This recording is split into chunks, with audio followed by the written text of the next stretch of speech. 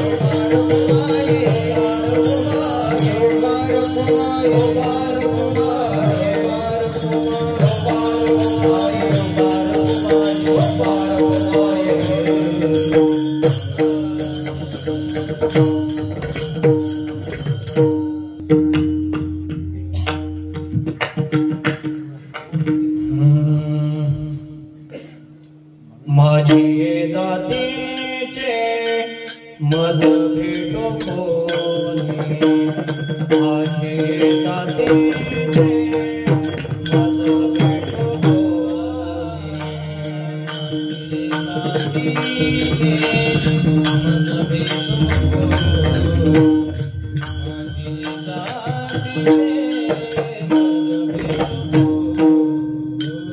माझी जातीचे मध भेटो माझी जातीचे मध भेटो माझी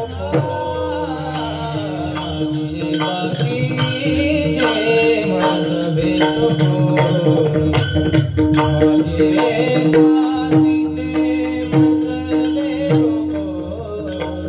आवडीची धनी फेडावया आवडीची धनी फेडावया आवडे जहरे अंतरावासोनी आवडे जहरे अंतरावासोनी आवडीची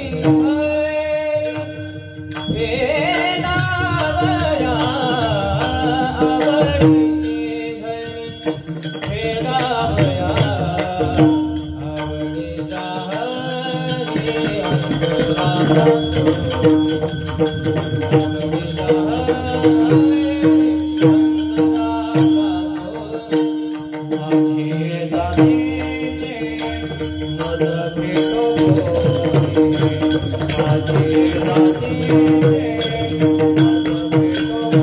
आवडे जहरे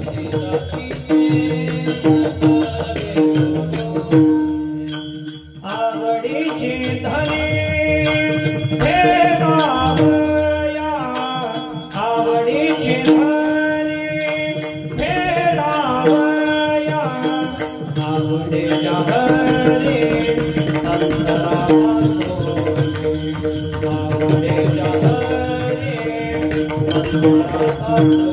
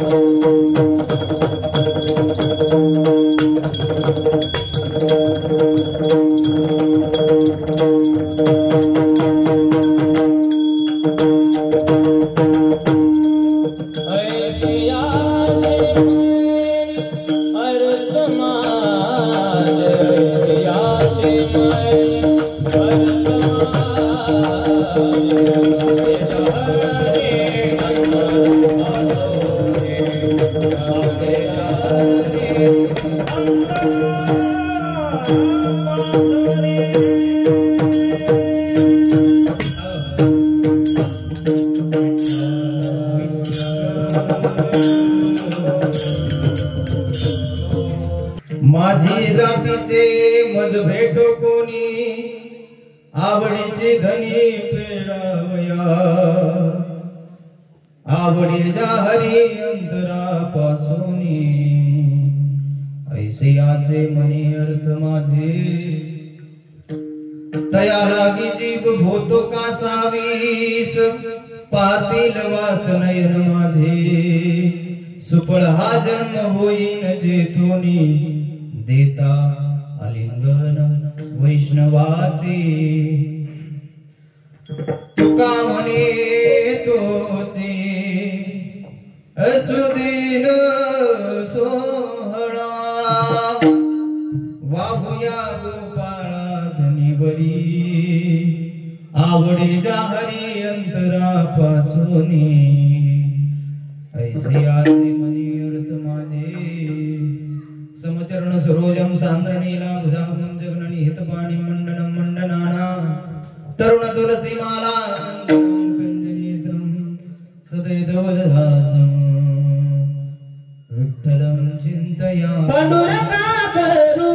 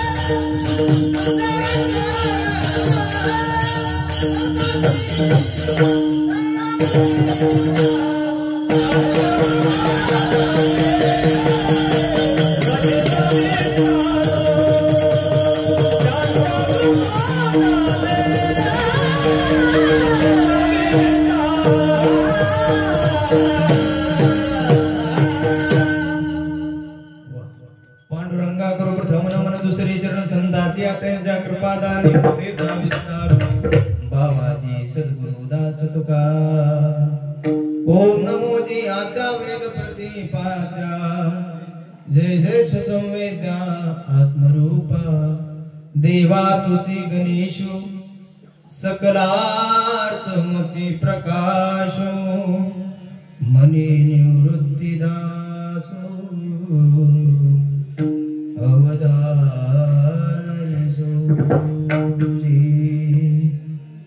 जे ज्ञान गंगे नहाले पूर्णता जेवो निधाले शांति से आले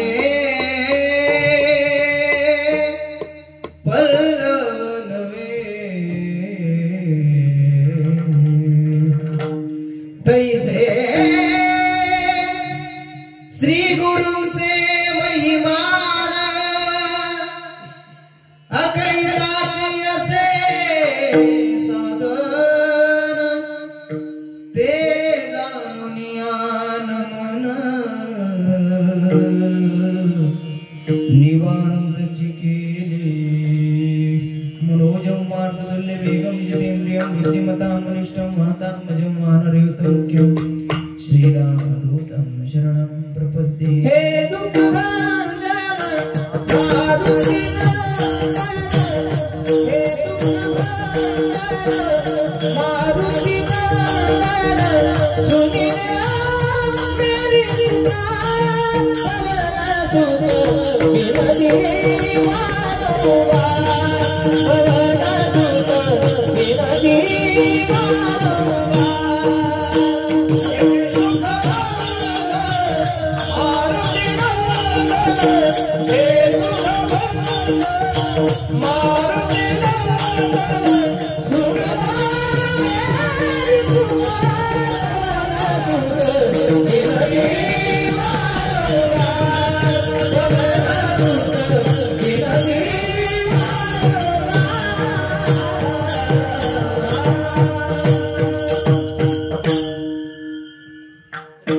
मस्तक माझा पायावरी या वारकरी संसाच्या सेवे लागी सेवक झालो तुमच्या लागलो निज चरणा अहो स्वामी तुकया देवा यावरी न करावा अवेर कामधेनु कल्पतरू चिंतामणी आवडीची धनी फेडावया माझे जातीचे मज भेटो कोणी आवडीचे धनी फेडावया आवडीच्या हरी अंतरापासून ऐसे आचे मनी अर्थ माझे प्रस्तुत प्राप्त प्रसंगी कीर्तन रूपी सेवे करता निवडलेला भंग महान भगवत भक्त जगद्गुरु श्री तुकोबाराय यांचा पाच चरणाचा कदाचित सर्वांच्या परिचयाचा नसलेला कान पाठातील म्हणा जगद्गुरु तुकोबाराय भगवान परमात्मा समोर मागणं मागताय मनातील इच्छा प्रगट करताय खऱ्या अर्थानं संतांनी देवासमोर मागावं हे नवल आहे विस्तृत चिंतनामध्ये आपण पाहणार आहोत तत्पूर्वी अल्पसा पर्यार्थ असा प्रतिवर्षीप्रमाणे चालू असलेला अखंड हरिनाम सप्ताह आणि या सप्ताहामध्ये आज सर्वांना ज्ञात आहे आज कीर्तन सेवा गुरुवर्य कृष्णदेव महाराजांची होती परंतु काही अडचणी आल्यामुळं महाराजांना येता आलं नाही आणि मग दुसरेही कीर्तनकार येणार होते परंतु त्यांनाही अडचण आली म्हणजे नेमकं काय झालं गदाफेक निमंत्रण झालं म्हणजे ज्यावेळेस पांडवांवरती संकट आलं म्हणजे भीमदादाने गदा वरती भिरकावली आणि वरती भिरकावल्यावर माझा भगवान परमात्मा मला कधी वाचवायला येतो किती लवकर वाचवायला येतो ही परीक्षा पाहण्यासाठी भीमदादांनी गदावरती फिरकावली पण महाराज भगवान परमात्मा इतका कृपाळू आहे इतका कृपावंत आहे दयाघन माझ्या भगवान परमात्म्यानं ती गदा वरच्या वर झेलावी महाराज निमंत्रण आहे गदा फेक पण मी भीम नाहीये पण महाराजांच्या आज्ञेतून गुरुवर्य केशव बाबा यांच्या आज्ञेतून मला इथं उभा राहण्याची संधी मिळाली महाराज गेली 6 दिवस झालं आम्ही या गावामध्ये मी नवीनच आहे पण असं मला वाटलं नाही की आपण या गावामध्ये प्रथम आलो काय प्रेम करतात इथली लोक आम्ही ज्या घरी भोजना करत असतो व आग्रह करून वाढतात म्हणजे हे प्रेम हे जे आहे ते गावाकडेच आहे हे आपल्या इकडे नाही आहे आपल्याकडे इकडं पण यांची जी श्रद्धा आहे जी संप्रदायावरती यांची जी श्रद्धा आहे ती काही आपली वेगळीच आहे आणि महाराजांनी इथं 15 वर्ष झाले महाराज येऊलेशे रूप राविले द्वारी त्याचा वेणू गेला गगनावरी अर्थात मी या सेवेसाठी पात्र नाहीये गड्या खूप मोठा सोहळा खूप मोठा आहे पण आज तुम्हाला तुमची दुधावरची भूक ही ताकावरती भागून घ्यावी लागणार आहे महाराज या सप्ताहाला 31वे वर्ष सुरू आहे 31वे वर्ष सुरू आहे या सप्ताहाला पाहता 36 वर्ष होतील 3 तप पूर्ण होतील प्रत्येकाच्या जीवनामध्ये आलेला हा योग आहे माणसाच्या जीवनामध्ये योग येणं खूप कठीण आहे अप्राप्तस्य प्राप्ति इति योगः प्राप्तस्य परिपालनः इति क्षेमः योग येणं खूप कठीण आहे पण त्याचा क्षेम होणं त्याही पेक्षा कठीण आहे वर्णन करत असताना महाराज म्हणतात माझ्या जीवनामध्ये संतांची भेट व्हावी मला संतांची भेट व्हावी पण ती भेट होऊन नभो अंग संग तुटी हरिजनासवे भेटी नभो अंग संग तुटी अर्थात प्रत्येकाच्या जीवनामध्ये योग येत असतो आणि हा योग आलेला आहे आपल्या नेत्रानं आपण आपल्या परमार्थिक वाटचालीची ही 31 वर्ष आपल्या डोळ्यांनी पाहिली आहे मला या सप्ताहाबद्दल बोलायचं आहे काय बोलायचं आहे 31 वर्ष ज्यावेळेस हा सप्ताह सुरू झाला त्यावेळेस चोपदार हेच होते नव्हते विनेकरी हेच होते मृदंगाचार्य महाराज यातलं कोणी नव्हतं ज्यावेळेस या सप्ताहाची 100 वर्ष पूर्ण होतील त्यावेळेस विनेकरी हेच असतील तुम्ही असताल नाही महाराज कोणी राहणार नाही का बरं क्या भरोसा है इस जिंदगी का साथ देती नहीं कि किसी का क्षमा बुझ जाएगी चलते चलते महाराज ग्रास गिळी सत्ता नाही हाती क्षणभंगुर जाय न कळता भगवान परमात्म्याचे आभार मानले पाहिजेत देवा अरे मागची 5-4 वर्ष जर आठवली तर असं वाटत होतं आता कोणी जगणार नाही असं वाटत होतं आता कोणी राहणार नाही किती भयानक काळ भयावह काळ येऊन गेला कोरोनासारखी महामारी आली पण काय भगवान परमात्म्याची कृपा महाराज आपण जिवंत राहिलो उरले ते हरी तुम्हा समर्पण बरे झाले आजीवरी नाही पडिलो मृत्यूची आहारी वाचून या आलो येथवरी उरले ते हरी तुम्हा समर्पण.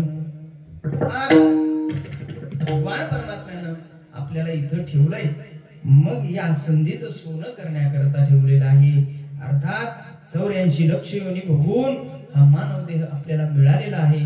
पण हा देह आपण या संसारात न वापरता परमार्थिक क्षेत्रामध्ये वापरलाय. आणि तुम्ही या सप्ताहाचा या 30 वर्षाचा क्षम केला आहे, म्हणून तुमच्या चरणी कोटी कोटी धन्यवाद. विठ्ठल विठ्ठल.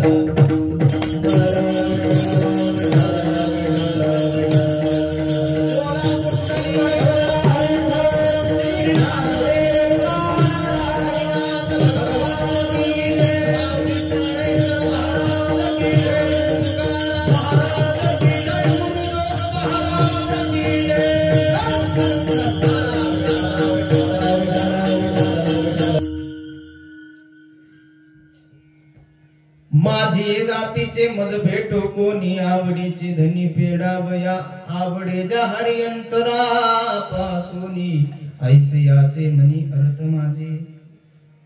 कीर्तन रूपी सेवेकरता घेतलेला अभंग जगद्गुरु महाराजांचा आहे. महाराज या अभंगामधून प्रत्यक्ष भगवान परमात्म्यासमोर उभा आहे. प्रत्येक वेळी महाराज भगवान परमात्म्यासमोर उभा राहतात, मागतात. अरे संतांची मागणी काय वेगळी आहे, आपली मागणी काय वेगळी आहे. आपली मागणी काय आहे महाराज, वाढावे संतान ही व्हावे धनधान्य. दुसरं काय आहे, हेची हवं कधी संसारी. हे दुसरं काही सुचत नाही. पण संत महात्म्यांची मागणी महाराज पारमार्थिक मागणी आहे. या जड जीवाचं कल्याण होण्याकरता संत महात्मे प्रत्येक वेळी मागतात. संत महात्मे मागतात. यात महाराज नवल आहे, ही नवलाची गोष्ट आहे, आश्चर्याची गोष्ट ही आहे.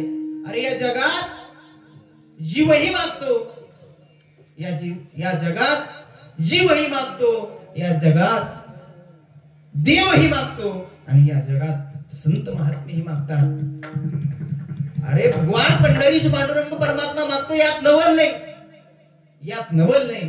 पण माझे जगद्गुरु तुकोबाराय मागतात, यात नवल आहे महाराज.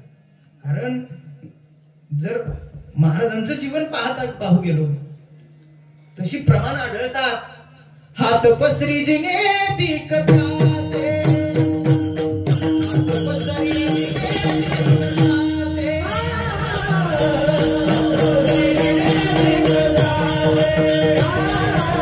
हात पसरी जिने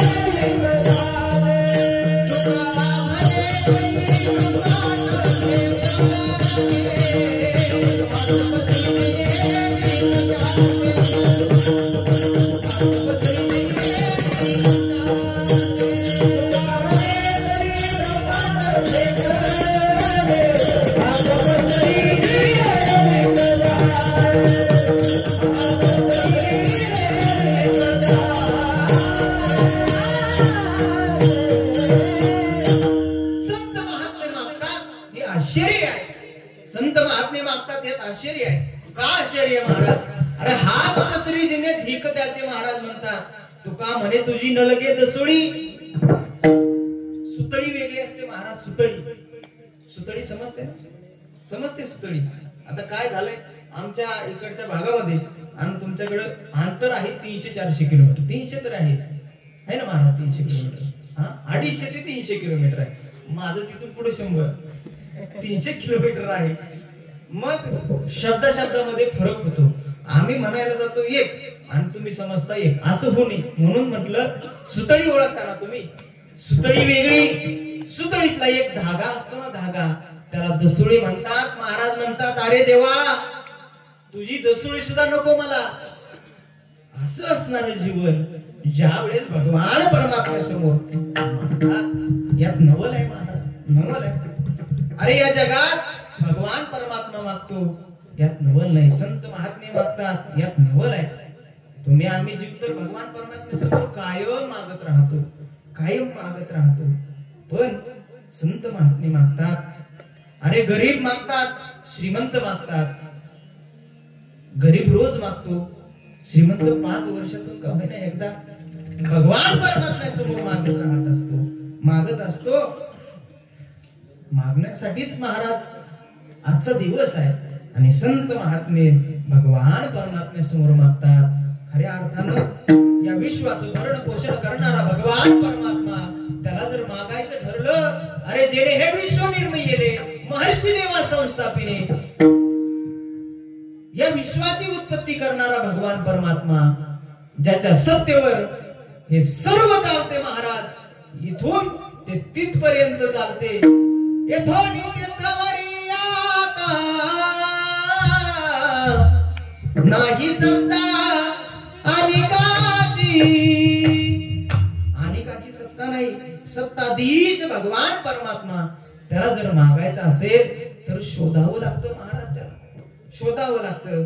प्रसंग असा आहे, ज्यावेळेस भगवान श्रीकृष्ण गोकुळामध्ये अवतार घेतात आणि वयाचे 11 वर्ष उलटून जातात. मग कंसाचा दूत येतो, अक्रूरजी महाराज येतात भगवान परमात्म्याला घेण्यासाठी आलेली अक्रूरजी, सुंदर रथ आहे, वेश परिधान केलेला आहे सुंदर. आणि ज्यावेळेस अक्रूरांचा रथ यशोदेच्या नंद बाबांच्या दारामध्ये उभा राहतो, त्यावेळेस रथ पाहिल्यानंतर त्या गवळणी येतात, रथ पाहतात आणि त्या यशोदेला काय म्हणतात, अविनाश महाराज काय म्हणतात, त्या गवळण म्हणती यशोदेना कोठे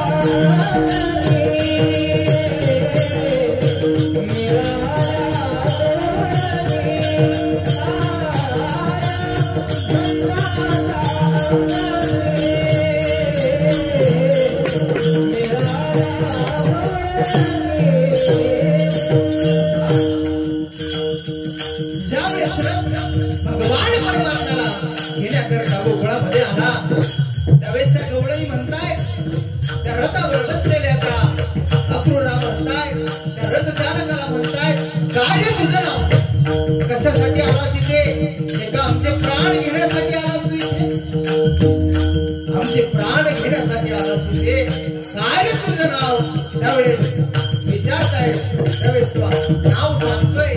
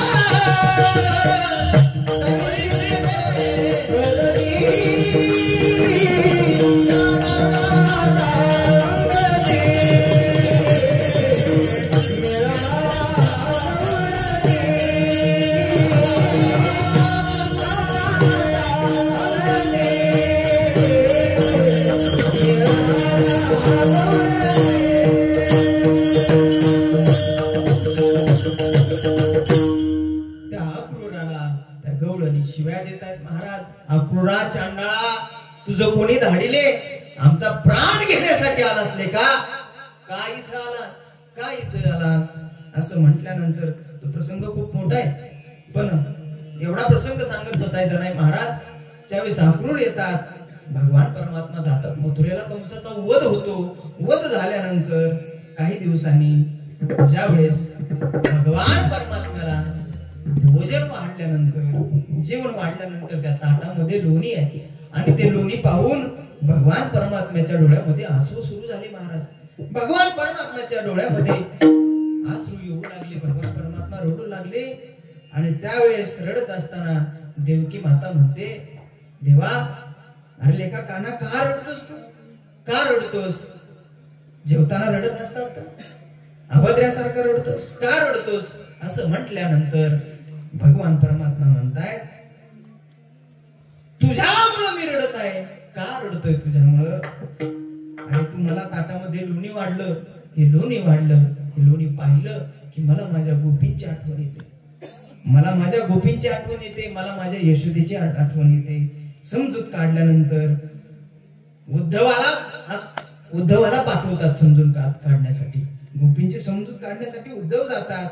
उद्धवजींचा अभिमान नष्ट होतो. उद्धव परत येतात. आल्यानंतर येत असताना त्या गवळणी उद्धवाला म्हणतात, उद्धवा आमच्या मनामध्ये बसलेला जो भगवान परमात्मा आहे, मनामध्ये जो श्रीकृष्ण आहे, त्याला घेऊन जा. घेऊन जातो, त्रास देतो, आम्हाला त्रास देतो. असं म्हटल्यानंतर उद्धव म्हणतात, मी घेऊन जाण्यापेक्षा तुम्ही का काढत नाही बरं याला? तुम्ही का काढत नाही याला? अंतःकरणापासून का काढत नाही? त्यावेळेस गवळणी खूप छान उत्तर देतात महाराज. त्या म्हणतात, अरे आम्ही काढायला तयार आहोत. भगवान परमात्म्याला हृदयामधून काढायला आम्ही तयार आहे, पण तो जायला तयार नाही. म्हणजे त्याचा अर्थ असा आहे की भगवान परमात्मा गोकुळामध्ये गेले होते. कशासाठी गेले होते? गोपींनी त्यांची सेवा करावी म्हणून गेले नव्हते. या भगवान परमात्म्याने गोपीची सेवा करावी. संपूर्ण चरित्र पाहता गेलं तर भगवान परमात्म्याने त्या गायींची सेवा करावी, कामधेनु मातेची सेवा करावी, यासाठी भगवान तिथं गेले होते. याचा अर्थ असा आहे की भगवान परमात्म्याला जर मागायचं ठरलं तर भगवान परमात्मा संतांसमोर मागतो, संतांसमोर मागतो. रामायणामध्ये एक प्रसंग आहे, ज्यावेळेस प्रभू रामचंद्रांना वनवास प्राप्त होतो. वनवासामध्ये निघाल्यानंतर शरयू पार केल्यानंतर गंगाजी आहे, गंगाजी पार करायची आहे. पार करण्याकरता समोर तिथं केवट बसलेला आहे. भगवान परमात्मा त्या केवटाला हाक मारतात, अरे केवटा ये ना इकडं, मला गंगेच्या पलीकडे जायचंय. जाणा गंगा पार प्रभू केवट की नाम चढ़े, कभी कभी भगवान को भी भक्तों से काम पड़े. जाना गंगा पार प्रभु केवट की नाम चढ़े. भगवान परमात्म्याला मागण्याची वेळ आली, अरे केवटा मला पलीकडे सोड. तेरे द्वार खड़ा भगवान भगत भर दे, ढोल मुट्ठी सारी धरती देख रे, ढोला गगन सारा. भीख मांगने आया तेरे घरे, जगत का पालनहारा रे, जगत का पालनहारा. तेरे द्वार खड़ा भगवान भगत भर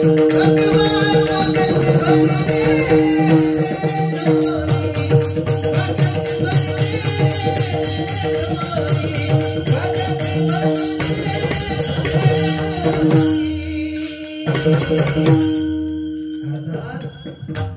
भगवान परमात्म्याला जर मागायचं ठरलं तर भगवान परमात्मा कोणापाशी मागतो महाराज? संत महात्म्यांपाशी मागतो. या विश्वामध्ये देवही मागतो. झालं महाराज, या विश्वामध्ये जीवही मागतो, जीवही मागतो महाराज. हा जीव कुणासमोर मागतो? देव संतांसमोर मागतात. हा जीव कोणासमोर मागतो? हा जीव या संसारासमोर उभा आहे आणि या संसारासमोर उभा असलेला जीव सुखाची प्राप्ती, मला सुख कधी होईल या आशेने जगत राहतो.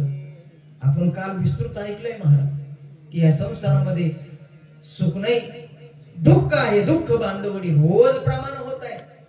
एकही दिवस असं झाला नाही की संसाराबद्दल महाराज बोलले नाही. असं होतच नाही. आहेच तसं महाराज. आपण या माया जाळामध्ये गुंतलेलो आहोत.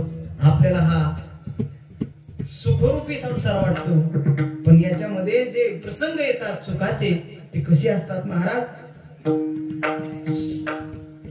सुख पाहता जवा पाडे दुःख पर्वता एवढे. काय झालं, एका गावामध्ये रामकथा करण्याची ठरलं आणि चातुर्मास आहे. चातुर्मासामध्ये रामकथा आपल्याला करायची. लक्ष देऊन ऐका. थोडाच वेळ आपल्याला कीर्तन करायचं.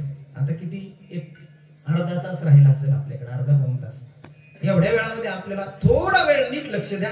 एका गावामध्ये आपल्याला रामकथा करायची. मग गावकऱ्यांनी महाराजांना निमंत्रण दिलं. मग आहेत आपल्या जवळचे महाराज, त्यांना सांगू.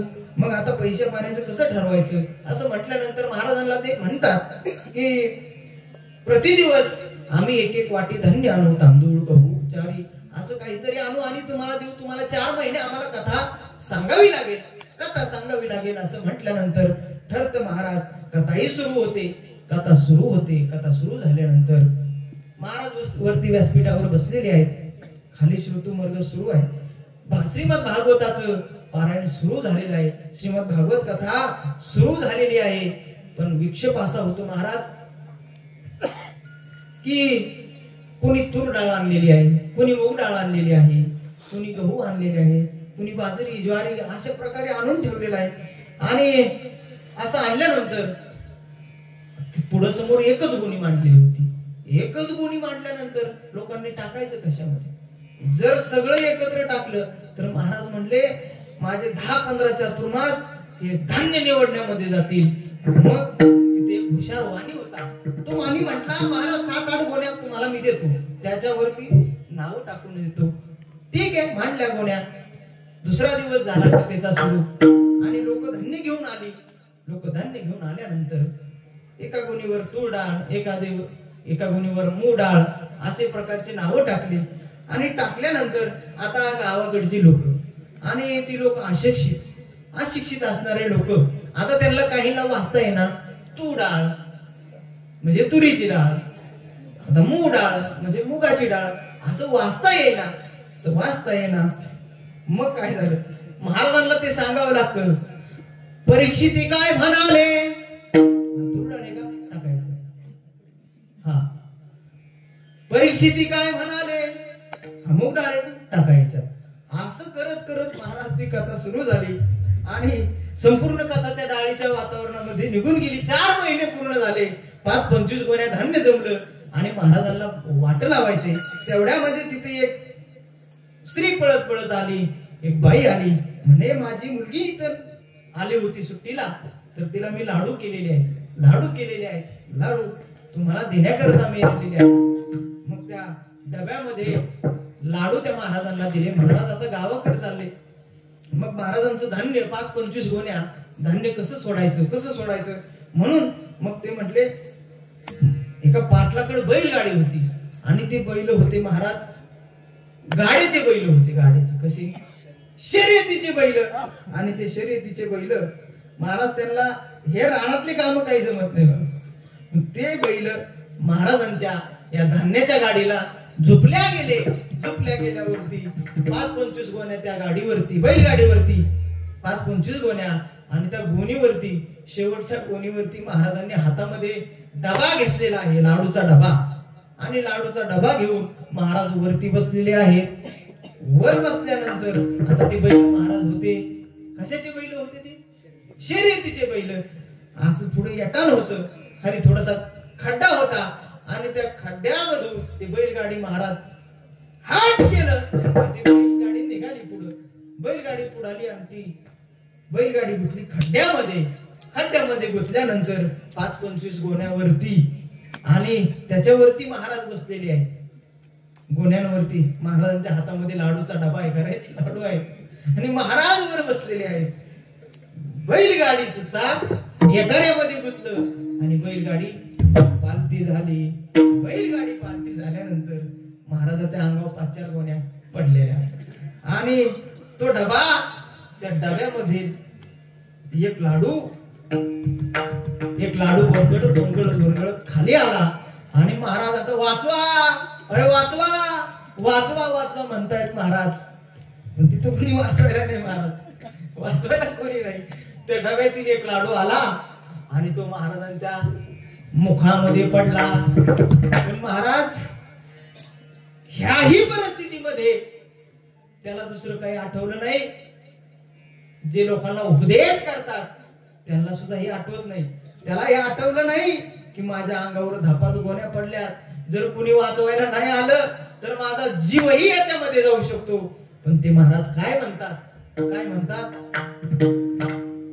गोण्या पडल्यात अंगावर पण लाडू लयच भारी महाराज.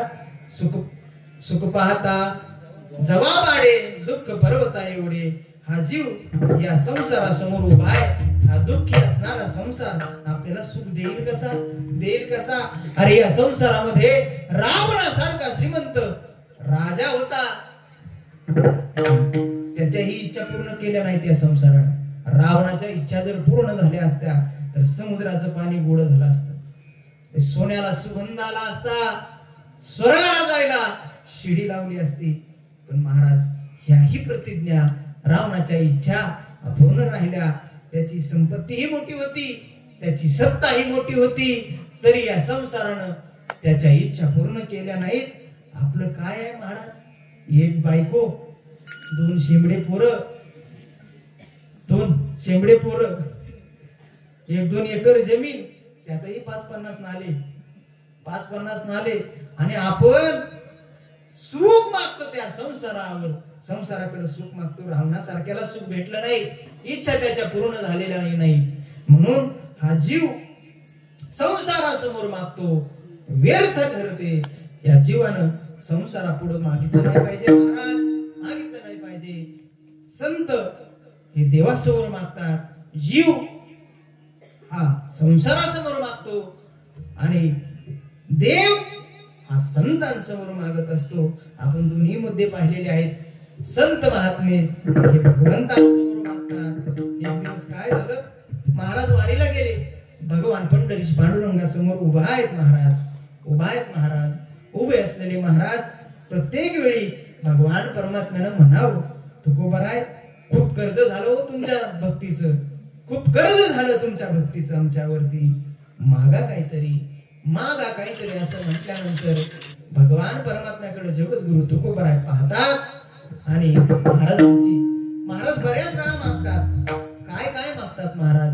अभंगाच्या प्रथम माझे जातीचे माझा भेटो कोणी, माझे जातीचे माझा भेटो कोणी, माझे जातीचे माझा भेटो कोणी, माझे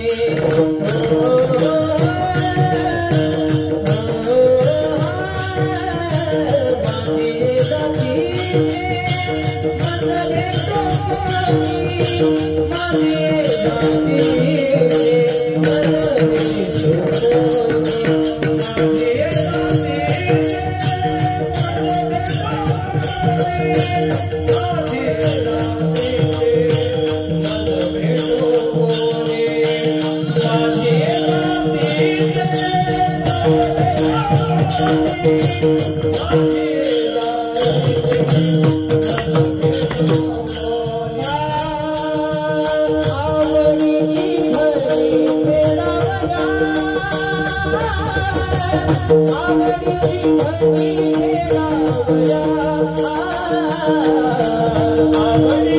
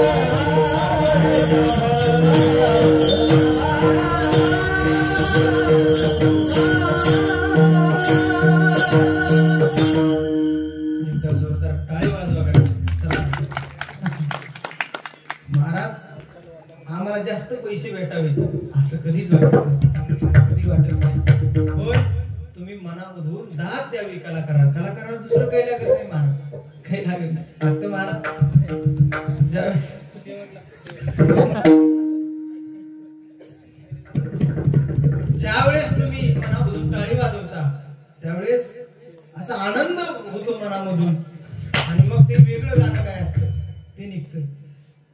महाराष्ट्रात प्रसिद्ध ज्यांचा आवाज आहे असे अविनाश महाराज आपल्याला परम भाग्यानं ते दरवर्षी आपल्याकडे येत असतात. नाहीतर ते मिळणं अशक्य आहे का नाही? अशक्य आहे. महाराज म्हणतात माझे जातीचे मज भेटो कोणी आवडीचे धनी फेडावया आवडीची धनी फेडावया. भगवान पंढरीश पांडुरंग परमात्मे समोर महाराज उभे असलेले जगद्गुरु तुकोबाराय भगवान परमात्म्याला म्हणतात माझ्या जातीचे मला भेटावे माझ्या जातीचे मला भेटावे. ही आगळी वेगळी काय मागणी आहे बरं? माझ्या जातीचे मला भेटावेत म्हणजे काय बरं? मी मराठा आहे म्हणजे मला मराठा भेटावेत असं? मी माळी आहे म्हणजे मला माळी भेटावेत याचा अर्थ असा आहे का महाराज? अजिबात नाही. अरे महाराजांना जर विचारलं महाराज तुम्हाला नेमकं माझ्या जातीचे पाहिजे नेमके कोण पाहिजे तुम्हाला? जगद्गुरु तुकोबाराय म्हणतात मला कोणत्या जातीचे पाहिजेत कोणत्या जातीचे पाहिजेत सांगत असताना आपण महाराजांना विचारून नेमकं तुम्हाला पाहिजे कोण? महाराज म्हणतात या संप्रदायामध्ये मी जातीला अजिबात मानत नाही का? या संप्रदायाला जात मान्य नाही. या घटनेला जात मान्य नाही. जीवन जगत असताना सध्या हे वातावरण सुरू आहे महाराज आम्हाला जात मान्य नाही. नेमकी तुम्हाला जात पाहिजे कोणती? जात पाहिजे कोणती? महाराज म्हणतात एका वैष्णवाची जाती माने जो आपण भोगील घोर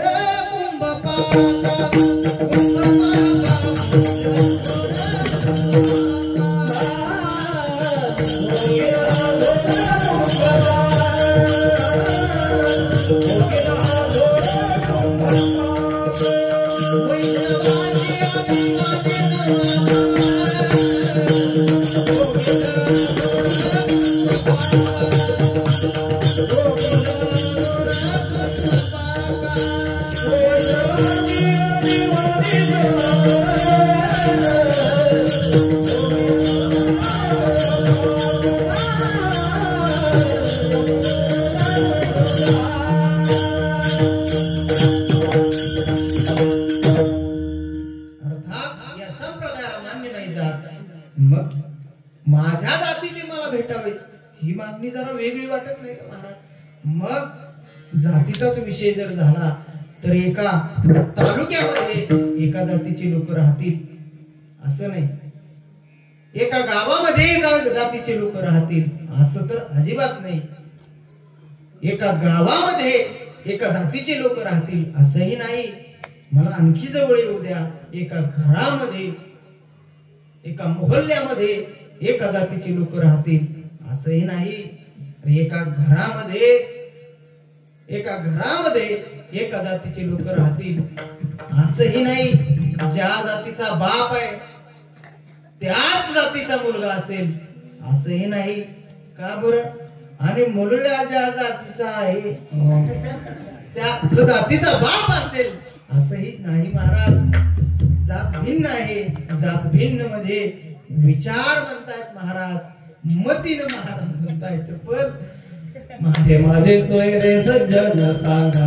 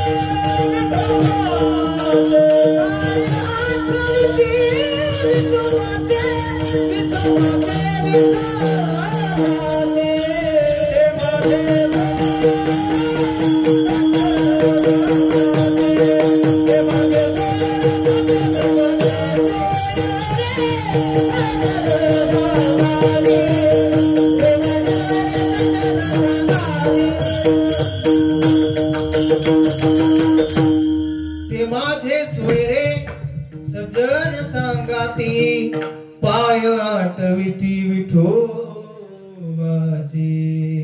महाराज ते माझे सोयरे सज्जन सांगाती पाय आठविते. महाराज म्हणतात माझे नेमके सोयरे कोण आहेत, माझे पाहुणे नेमके कोण आहेत? ते माझे सोयरे सज्जन सांगाती जे भगवान परमात्म्याला आठवतात, आळवतात, भक्ती करतात ते माझे सोयरे, ते माझे सोयरे. हे सांगत होतो. एका घरामध्ये भिन्न जातीचे पिता पुत्र राहतात, एका घरामध्ये भिन्न जातीचे माता पुत्रही राहतात, एका घरामध्ये भिन्न जातीचे बंधूही राहतात. आपल्याला उदाहरण जर पाहायची म्हटलं तर एका जातीचे पिता पुत्र म्हटलं का महाराज काय झालं, तीर्थयात्रेला नामदेव महाराज आणि ज्ञानोबाराय निघाले. ज्ञानोबाराय निघाल्यानंतर जात असताना तीर्थयात्रेकरता निघालेली आहेत. मध्ये हलकरी पाठवला. हलकरी कुठे पाठवला तर काशीमध्ये पाठवला. काशीमध्ये कबीरजी राहत आहेत. कबीरजी काशीमध्ये राहत आहेत. त्यावेळेस पत्राची व्यवस्था नव्हती, त्यावेळेस फोनची तर अजिबात नव्हती. हलकरी पाठवला जात होता की महाराष्ट्रातील साधू मंडळी ही कबीरजींकडे येत आहेत आणि हलकरी पाठवला. हलकरी जातोय कमालजी कशी म्हणतोय तो हलकरी, अरे महाराष्ट्रातले ज्ञानोबाराय, महाराष्ट्रातील नामदेवराय हे तीर्थयात्रे करता आलेले आहेत, ते आपल्या घरी येणार आहेत. ते आपल्या घरी येणार, भोजन घेण्यासाठी, प्रसाद घेण्यासाठी आपल्याकडे येणार आहेत असं म्हटल्यानंतर कबीरजी तो कमाल कबीरजींकडे जातोय. कमाल म्हणतोय कबीरजींना, बाबा आपल्याकडे आज ज्ञानोबा राय, तुकोबा राय, ज्ञानोबा राय आणि नामदेव राय येणार आहेत असं म्हटल्यानंतर कबीरजींना मनामध्ये वाईट वाटतं. काय वाईट वाटतं महाराज? त्यांना असं वाटतं, अरे काय माझी परिस्थिती आहे, आज संत महात्मे माझ्या घरामधून खाली हाताने जातील, त्यांना काही भेटणार नाही, काही नव्हतं घरामध्ये असं म्हटल्यानंतर कमाल कबीरजींना म्हणतोय, बाबा ज्या वेळेस आपल्या घरामध्ये काही नाही आणि संत महात्मे जर उपाशी जात असतील तर महाराज डाका टाकला पाहिजे. आणि त्यांचं ठरतं, महाराज संत महात्मे येणार आहेत, ते चोरी करण्याकरता एका वाण्याचं दुकान फोडण्याकरता कबीरजी आणि कमालजी जात आहेत. गेल्यानंतर त्या दरवाजा तयार करतायत, त्या दुकानातून जेवढं लागतंय तेवढंच मटेरियल काढतायत. मटेरियल काढून झाल्यानंतर कबीरजी कमालांना म्हणतायत, अरे आता वाण्याला उठवलं पाहिजे, वाण्याला सांगितलं पाहिजे, आम्हाला जेवढं लागत होतं तेवढंच आम्ही चालवलं असं म्हटल्यानंतर तो उठवतो. कमाल त्या वाण्याला आवाज देतो, वाणी उठतो आणि त्यांची गडबड अशी सुरू होते की जो दरवाजा आतमध्ये जायला तयार केला होता त्या दरवाजामध्ये कमालांचं शरीर अडकलं जातं. त्यांची ओढाताण सुरू होते. पायाकडे तो वाणी ओढतोय, हाताला धरून कबीरजी ओढतायत. ओढाताण सुरू झाली आणि ओढाताणीमध्ये कमालजी कबीरजींना म्हणतायत, बाबा तुमच्या हातामध्ये जी तलवार आहे ती तलवार काढा आणि माझं मान काढा. अशी श्रद्धा असली पाहिजे, अशी निष्ठा असली पाहिजे की संत महात्मे येऊन जाण्यासाठी आपण आपल्या जीवाची ही पर्वा नाही केली पाहिजे. महाराज जीवाची ही पर्वा नाही केली पाहिजे. कमालाने सांगितलं, कमालाने शिर खंडोनी आपुले, कमालाने शिर खंडोनी आपुले. शिर कापल्यानंतर पुढचं सांगायचं नाही महाराज आपल्याला, पण पुढचं सांगायचं नाही. संत महात्मे येतात, भोजनही घेऊन जातात. अर्थात ज्या जातीचा कमाल आहे त्याच जातीचा कबीर आहे. एका जातीचे माता पिता पुत्र आणि भिन्न जातीचे पिता पुत्र म्हटलं तर महाराज नाव घेऊन येती देवाचे, हे ब्रीद हिरण्यकश्यपूचे माझ्या राज्यामध्ये जय ज्ञानोबा, जय तुकोबा, भगवान पुंडरीक परमात्म्याचं भजन करायचं नाही. माझ्या राज्यामध्ये जय हिरण्यकश्यपू, जय हिरण्यकश्यपू असंच म्हणायचं. नाव घेऊन येते देवाचे, हे ब्रीद हिरण्यकश्यपूचे. एका जातीचे पिता पुत्र, भिन्न जातीचे पिता पुत्र कोण आहेत महाराज? प्रल्हादजी म्हणतात, मी भजन केल्याशिवाय राहणार नाही. आणि प्रल्हादजी म्हणतायत, हे ब्रीद हिरण्यकश्यपू म्हणतोय, मी भजन भगवान परमात्म्याचं नाव मध्ये घेऊ देणार नाही. अर्थात हे भिन्न जातीचे पिता पुत्र आहेत. एका जातीचे माता पुत्र म्हटलं तर उदाहरण लई लांबचं सांगून चालणार नाही. या 300 वर्षामधील उदाहरण सांगावं लागेल.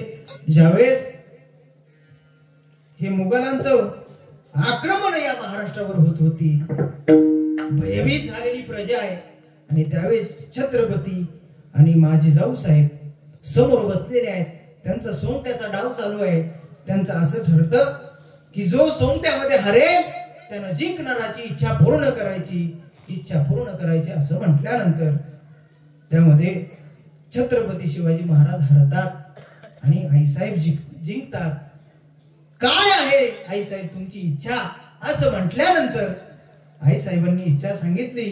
अरे समोर जो किल्ला दिसतोय त्या किल्ल्यावरती जो हिरवा झेंडा फडकतोय परप्रांतातील झेंडा आपल्या महाराष्ट्रामध्ये फडकतोय, तो झेंडा आपला स्वदेशी झेंडा लागला पाहिजे महाराज.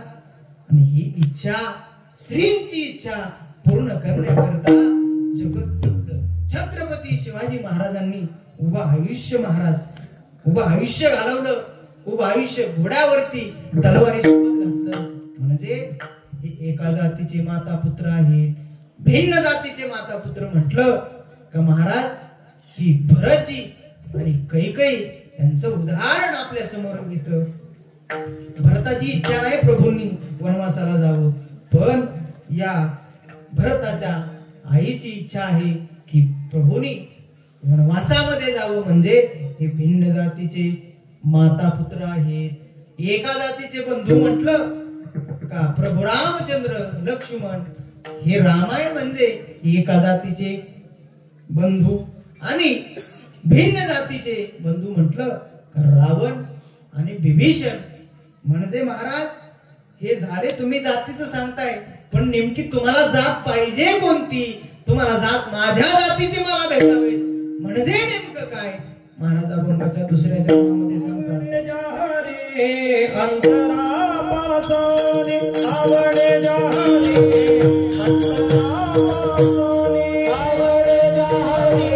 अंतरापासून आवडे जाहरी, अंतरापासून आवडे जाहरी, अंतरापासून आवडे जाहरी,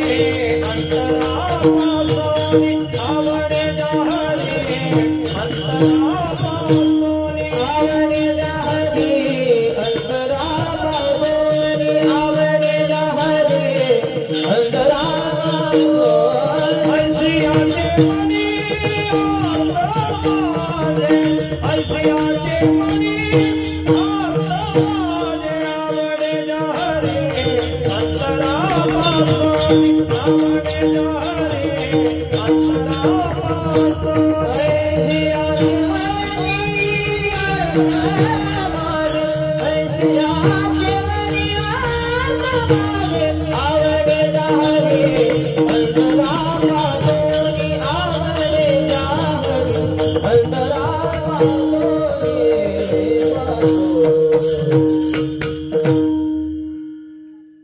माझ्या जातीचे मला भेटावेत म्हणजे काय?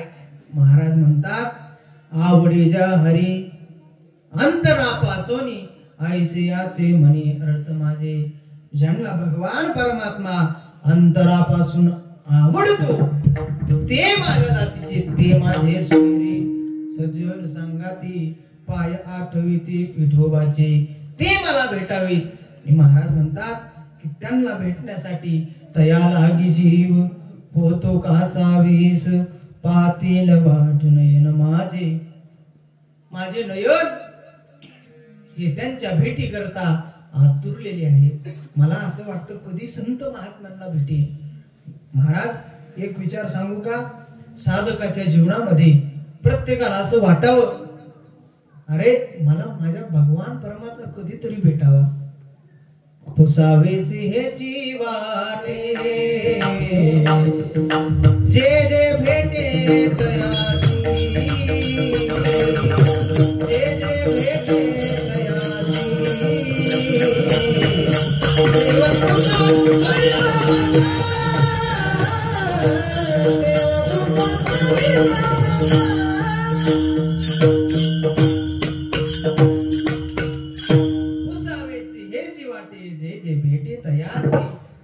मला भगवान परमात्म्याची भेट कधी होईल? भेटी लागी जीवा लागली शेवास, भेटी लागी जीवा लागली शेवास, भेटी लागी देवा लागली शेवास,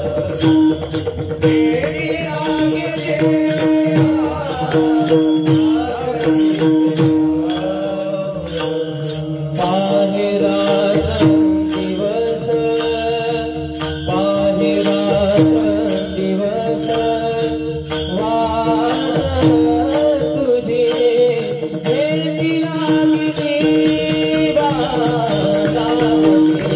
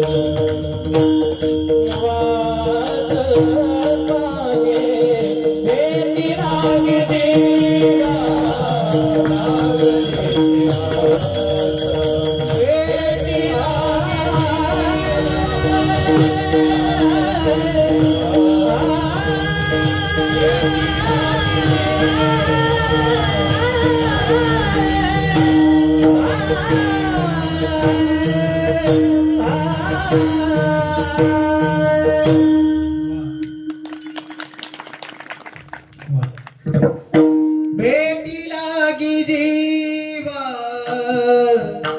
लागली से आस. भगवान परमात्म्याला भेटण्याकरता या जीवानं प्रयत्न केले पाहिजे. या साधकानं भगवान परमात्म्याकरता प्रयत्न केले पाहिजे. मला संतांची भेट कधी होईल का बरं महाराज म्हणतात पाहतील वाट नाही माझी, का म्हणतात असं विचारू आपण महाराजांना. का बरं महाराज, जर तुम्हाला त्यांची भेट झाली तर किराणा दुकानदार काय तुम्हाला उधार देणार आहे, काय तुम्हाला पैसे मिळणार आहे संत महात्म्यांना भेटल्यावर? महाराज म्हणतात तसं नाही महाराज. याचं उत्तर अभंगाच्या पुढच्या चरणात देतात. सफल हा होईल जे थोनी देता आलिंगन वैष्णवाची. इथं आपण थोडा वेळ थांबणार आहोत. जीवनाची सफलता आणि जीवनाची निष्फलता म्हणजे नेमकं काय महाराज? जीवन निष्फळ होणं आणि जीवन सफल होणं म्हणजे नेमकं काय आहे? म्हणजे नेमकं काय आहे? तुका म्हणे जन्मा आल्याचे सार्थक विठ्ठलची एक देखलिया. महाराज म्हणतात या जीवनामध्ये भगवान परमात्म्याला पाहिलं का सफल हा जन्म होईल देथोनी देता आलिंगन वैष्णवासी. त्या वैष्णवांना त्या भगवान परमात्म्याला आम्ही भेटलो का मग आमचं जीवन सफल होईल. सफलता आणि निष्फलता महाराज, आम्ही जर या संसाराच्या संगतीमध्ये राहिलो तर आमचं जीवन निष्फळ जाईल. आम्ही जर संत महात्म्यांच्या संगतीमध्ये राहिलो तर आमचं जीवन हे सफल होईल. सफल हा जन्म होईल जेथोनी देता आलिंगन वैष्णवासी. किती निष्फळ जातं जीवन पहा.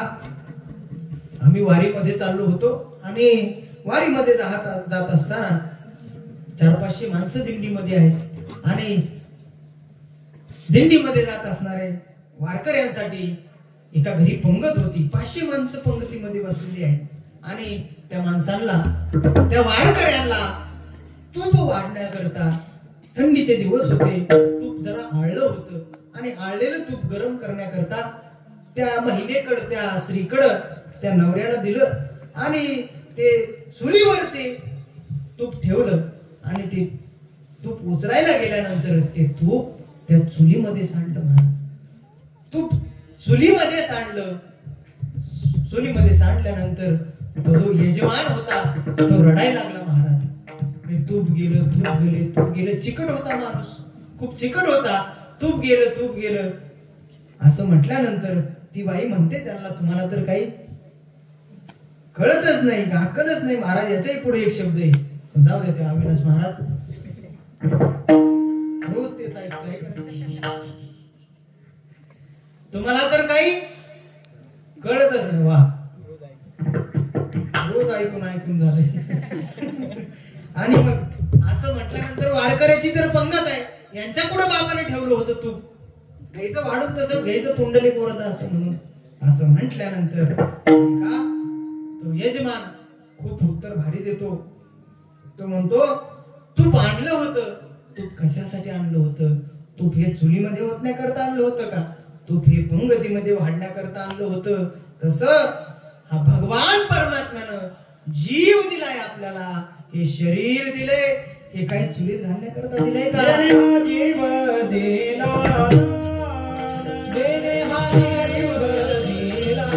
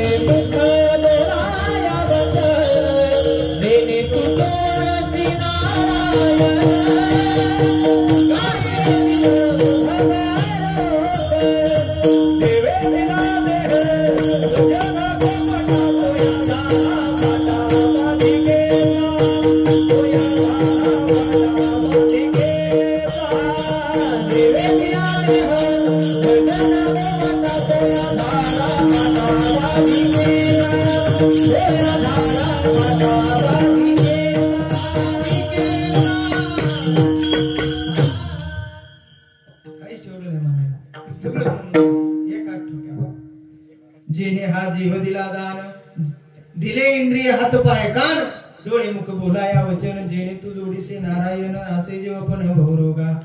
दिले इंद्रिय हात पाय कान, डोळे मुख बोलाया वचन, जेने सु जोडसी नारायण नासे जीव पण भवरोगा. देवी दिला देह भजन तो मटातो या झाला पाठा बालिकेचा.